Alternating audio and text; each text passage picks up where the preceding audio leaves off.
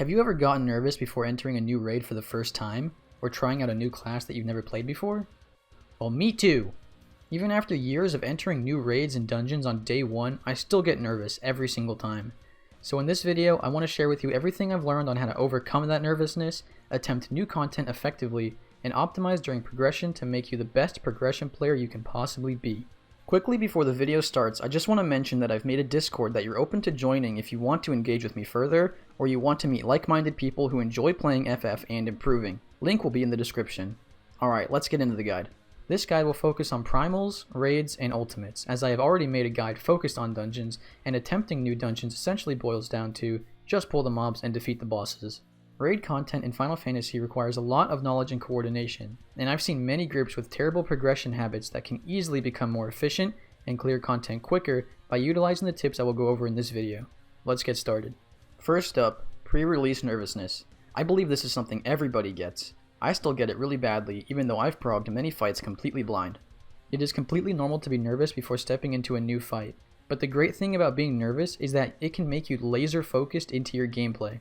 My biggest tip when it comes to nervousness is, focus on yourself, and try not to cloud your brain with what everyone else is doing or saying.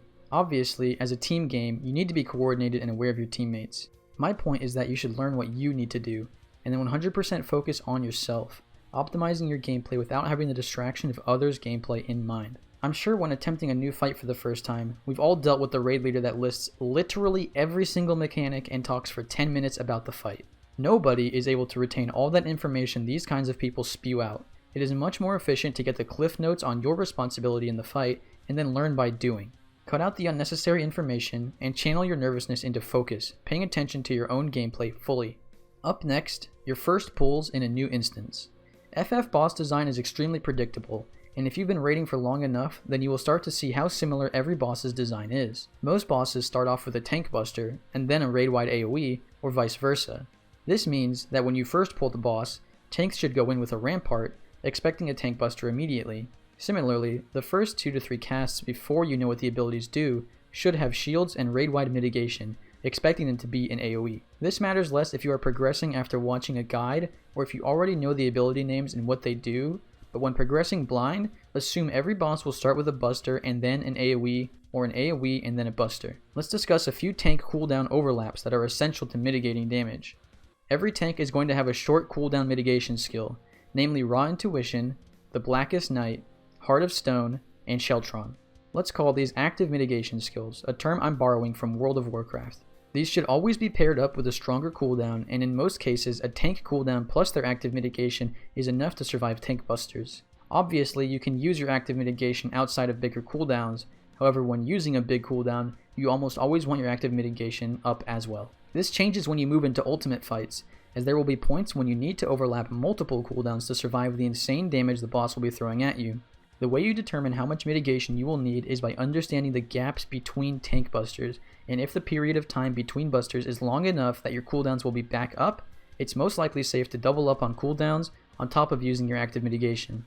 The one caveat here is Warrior, as they have 2 active mitigation skills, with Raw Intuition sharing a cooldown with Nascent Flash. If you have high damaging abilities available, like an Inner Chaos or your Inner Release coming up, it is generally better to double up on cooldowns and then heal yourself as much as possible. In general, Nascent Flash is usually better than Raw Intuition, assuming you don't need cooldowns later on in the fight, and you won't take a ridiculous amount of damage by foregoing Raw Intuition. Let's quickly touch on the difference between main tanking and off tanking, or more specifically, how they don't exist. I've always advocated for making effective use of both tanks in a party, as tank swaps are an extremely effective way to use cooldowns efficiently, and FF boss design requires tank swaps as well. You should measure the upcoming damage from tank busters and then decide which tank will be better suited to dealing with that damage. For example, in E5 through E7, I am the pulling tank, as TBN is extremely powerful for mitigating busters. However, on Shiva, my co-tank, which is a paladin, pulls the boss, as we want to use his hollowed ground early into the fight. So, instead of looking at tanks in specific main tank and off tank roles, instead decide who will hold the boss based on what cooldowns are going to be more efficient. And to answer a question I know I will get in the comments, all tanks are balanced.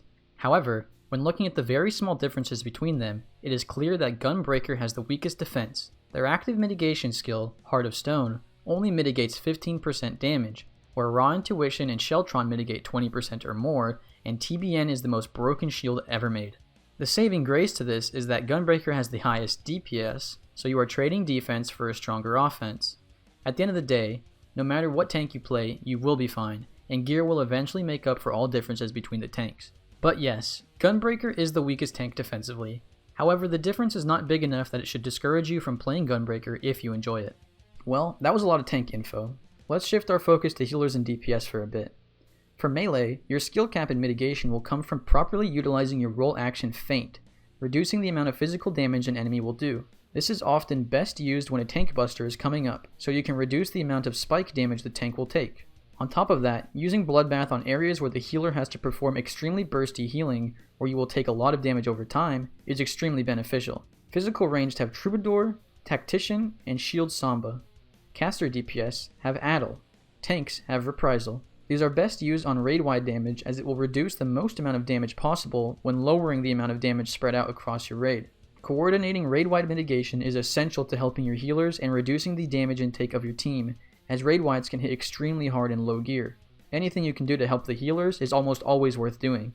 On that note, healer mitigation is very class specific and will require a bit of thought. White mages have Temperance and Divine Benison, Astrologians have Neutral Sect and Celestial Intersection, and Scholars have Fey Illumination and Sacred Soil. Temperance, Neutral Sect, and both Fey Illumination plus Sacred Soil are best used on raid-wide damage.